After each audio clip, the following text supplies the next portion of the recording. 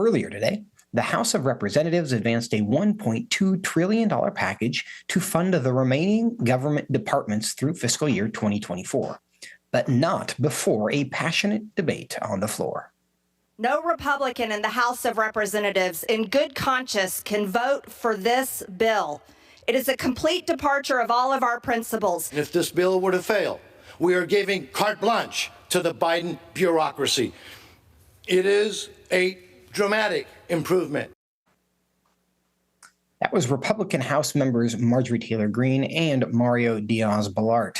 Now, the final vote was 284 to 134, with 112 Republicans and 22 Democrats voting against the six-bill package, which is being called a minibus because it rolls together 6 of Congress's annual 12 government appropriations bills, rather than all 12, as a more familiar omnibus has done in past years. Now the ball is in the Senate's court with just hours before a partial government shutdown. Now, how might things unfold? Joining me now to discuss it is Congressman Robert Aderholt, who's a member of the House Appropriations Committee, where he serves as the chairman of the Subcommittee on Labor, Health and Human Services, and Education. He represents the 4th Congressional District of Alabama. Congressman Aderholt, welcome back to Washington Watch. Thanks. Good to be with you. Thanks for having me on. You were a no vote on this bill. Can you tell us why? Well, there were a lot of things in this bill that changed after it went to the Senate. The House bill that we passed initially was a pretty good bill, and then it went over to the Senate. And like any bill that we pass in the House, it has to go to the Senate. Every Senate bill has to come to the House, and we have to marry up the differences and try to work out the differences. And I felt like that too much of what Schumer was wanting in this bill, the leader of the Senate, was included in this appropriation bill. And while, Mike Johnson, the current speaker, I think he tried very hard. He was unsuccessful in getting, I think, a lot of the bad things pulled out of this bill. There were several things that earmarks regarding illegal immigrant services and a birthing hospital, which, as my understanding, actually allows abortions, late-term abortions, to be performed there. And I seriously don't think federal dollars need to be going to either of these things. Any clinic that helps illegal aliens also helps LGBTQ and also allows abortions to take place. Just a whole host of things in this bill that was not in the House bill. I know Mike Johnson, the speaker, didn't want to see, but unfortunately the Senate included it. And I was think it was a way for us to tell the Senate that they can't send over bills like that to the House and expect us to just rubber stamp it. Well, it looks like a lot of Republicans in the House voted for a bill that really they didn't like. And there's not a lot of people eager to defend it. And as you mentioned, it's very different than the bill that the House Republicans drafted and had passed previously. Is this just a scenario where they don't want to be accused of shutting down the government by voting against a bad bill? So they just voted yes because it's an election year, and that's an election problem you don't want to carry around for the rest of 2024? Is it as simple as that? Well, obviously, closing down the government is a serious thing, and we can't just pretend that is a simple issue and say we'll just shut down the government. And so, he has to go through a long thought process. The Speaker and I had many conversations over the last several days about this bill and about what all was included in it. He took the position that if a government shutdown occurred, then we may have to even give more into the Democrats to get it back open. Certainly that is a legitimate argument, and I don't want to say that is completely irrelevant, because that there may be some truth to that. But at the same time, I think that we have to push back on what the Senate sends over. And we've got to make a statement to say that the House is not going to rubber stamp what the Senate sends over. And it may be their earmarks, but we have to pass them in the House of Representatives as well. And so I just felt like there was too much in this bill at the 11th hour that came from the Senate that I could not, in good conscience, support. And a lot of my colleagues felt the same way. A lot of my colleagues voted no on this bill.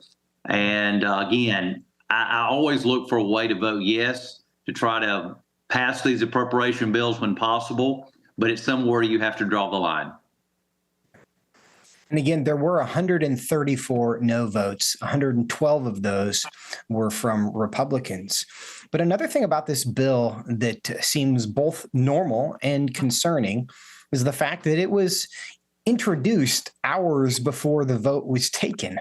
And to a man and woman within Congress, they would all say, we're supposed to be a deliberative body. We're supposed to actually have accountability and give some sunlight to these issues before we vote on them. But with the threat of the government shutdown, deadline looming, it's introduced and then the vote is taken. Is that just the way it's going to be from now on?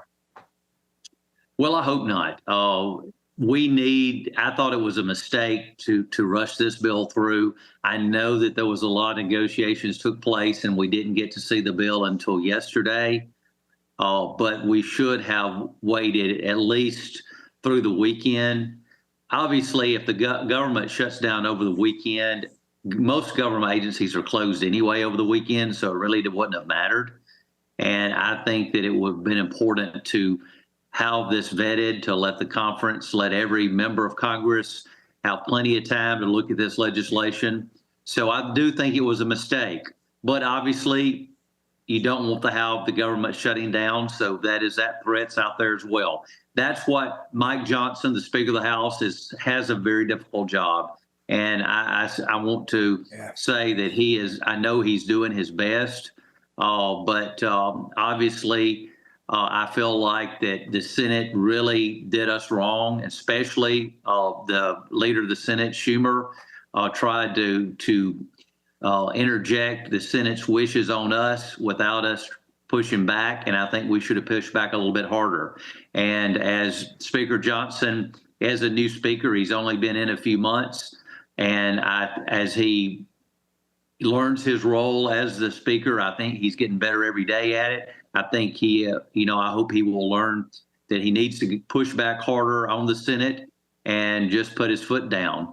And as I say, I know that's what he wants to do. We have a 2-seat majority right now, and based on the retirement and one of our colleagues going to be stepping down next month, we'll have a 1-seat majority. So it's a tough job, and I don't want to make light of his job. But at the end of the day, I felt like this was a no vote. And Congressman, to that point, you mentioned the fact that there is yet another retirement coming before the term ends. Do you have any comment, reflection on why we're seeing so many of these? And in a 6-seat Republican majority that was elected is now down to 1 seat. And conceivably, one other person does this, you could get de facto Democrat majority without voters doing anything. Any reflections on what's going on there? Yeah, it's very crazy. This is something that none of us expected, and it's almost unheard of to have this many members to step down in the middle of a term. But right now, we have such a close majority. I think there's a lot of frustration among members, and I think some members are saying, I can be a more advantage, and I can be more service somewhere else. But obviously, I think that we've got to stand strong and we've got to stand together.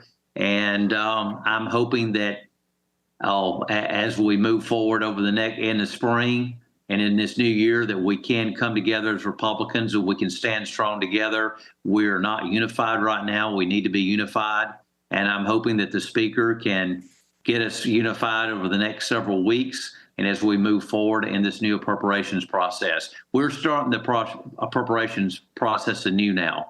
And we're starting with the new appropriations process with the FY25. And we have got to change the way we're doing things. The things we're doing right now is not appropriate, is not right. And I think the American people are getting tired of it. And so that's why I think the status quo is is a failure. And so I'm looking forward to having a chance to try to reform the appropriations process and try to do what I can to make the appropriations work and be accountable to the members and also to the people we represent. Congressman, some of the proponents of the bill have said that it cuts funding. Is that true? Is there anything about this that anyone has a reason on the conservative side to be excited about? There is some cuts, no question, but in the House version that you referred to earlier that we passed, there were a lot of cuts. But these last cuts were slimmed down after it went through the Senate. And I think that was very devastating to a lot of members, and that's why a lot of members voted no. But we have got to look at reforming the way that we spend money in Washington. And obviously, we can't get the debt paid off with the appropriations process. We can't have a balanced budget just on the back of the appropriations process. However, we can do a lot in trying to make sure that we do our part on the appropriations process. And instead of just adding money every year to all the different federal agencies, we got to figure out the agencies that need to be cut and the programs that need to be cut. And right now, we're just not doing that. We're just really just looking at all the programs, giving them more money, and then going to the next year, looking at all the programs, giving them more money, and just moving on. Yes. I want to jump in if I can in about 30 seconds. One final question. Representative Marjorie Taylor Greene, she filed a motion to vacate Speaker Johnson today. What's the significance of that in your mind in about 30 seconds? Yeah, I would be totally against vacating the chair right now. Mike Johnson has been there for 6 months or less, and he is doing a great job. He has got a very difficult job to do. I'm behind Mike Johnson 100%. He is a good man. He is someone that has true Christian convictions, and so I think it would be a real mistake for him to be removed as Speaker at this point. Congressman Robert Aderholt, thank you so much for your time today. Thank you. Thanks for having me on.